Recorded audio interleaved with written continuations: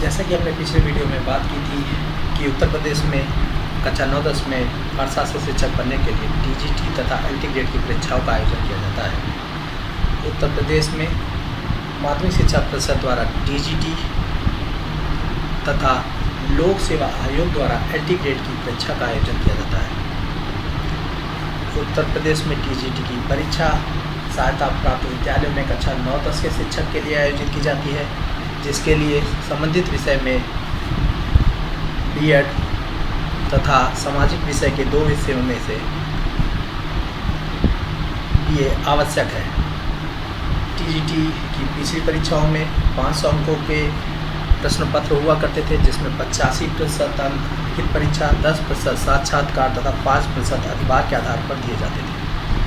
TGT की परीक्षा में 125 अंक के प्रश्न 125 प्रश्न आते थे, जिसमें से प्रश्न संख्या 1 सभी के लिए अनिवार्य होती थी तथा शेष 124 प्रश्न के 2 खंड 62 प्रश्न के आपको करने होते थे, जबकि पेपर में 4 खंड दिए होते थे, जिसमें इतिहास, भूगोल, अर्थशास्त्र, नागरिक शास्त्र के पाठ होते थे। इसमें से कोई 2 पाठ आपको अपने कॉम्बिनेशन के आधार पर करना होता था।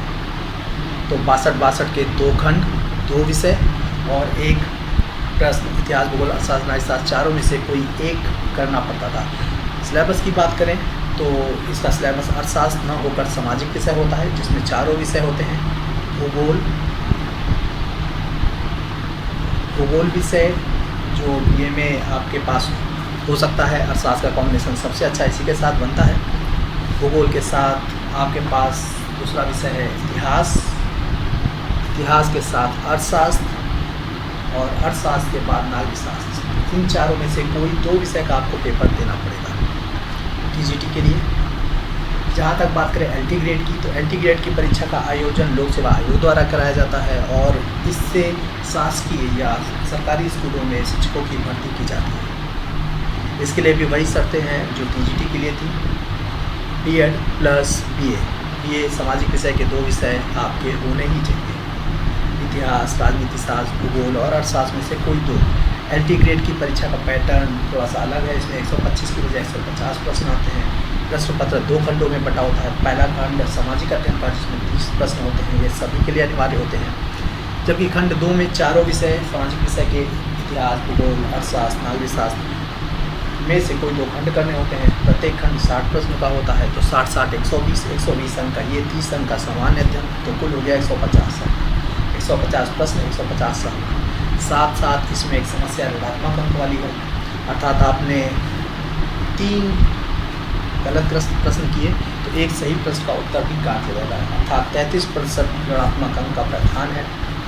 साथ में इसमें न्यूनतम क्वालिफाई भी है कि अगर आप उससे कम अंक पाते हैं तो आपको भर्ती नहीं दी जाएगी, चाहे लड़के भरें और चाहे ना भरें। तो आपके पास अनारक्षित और अन्य पिछड़े वर्ग के लिए परसेंटेज है 40%, मतलब कि 60 प्रश्न सही होने चाहिए माइनस मार्किंग के बाद। उसके बाद SC/ST की बात करें तो उनके लिए 30% अर्थात 45 प्रश्न सही होने चाहिए माइनस मार्किंग के बाद। ये जो पैटर्न अभी मैंने आपको बताया एलटी ग्रेड वाला, ये पिछली परीक्षा पर आधारित है और अगर नया पैटर्न बदलता है तो जो अगली परीक्षा होगी उसके आधार पर देखेंगे। सिलेबस की बात करें तो पहला खंड था 30 प्रश्नों का, होता सामान्य अध्ययन का।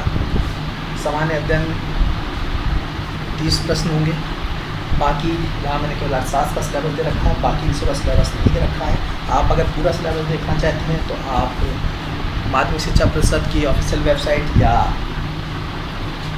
लोक सेवा आयोग की ऑफिशियल वेबसाइट से डाउनलोड पे जाकर सिलेबस देख सकते हैं, डाउनलोड कर सकते हैं। और अगर अन्य की बात करें तो आयु सीमा न्यूनतम 21 वर्ष, टीजीटी के लिए अधिकतम आयु सीमा नहीं है, जबकि एलटी ग्रेड के लिए अधिकतम आयु सीमा 40 वर्ष है। और उसके साथ आपको ध्यान रखना होगा कि आप अपेयरिंग में फॉर्म नहीं भर सकते, एक साथ 2 डिग्री नहीं ले सकते, और जिस विषय में आपका बीए में कॉम्बिनेशन है उसी से ही भरें।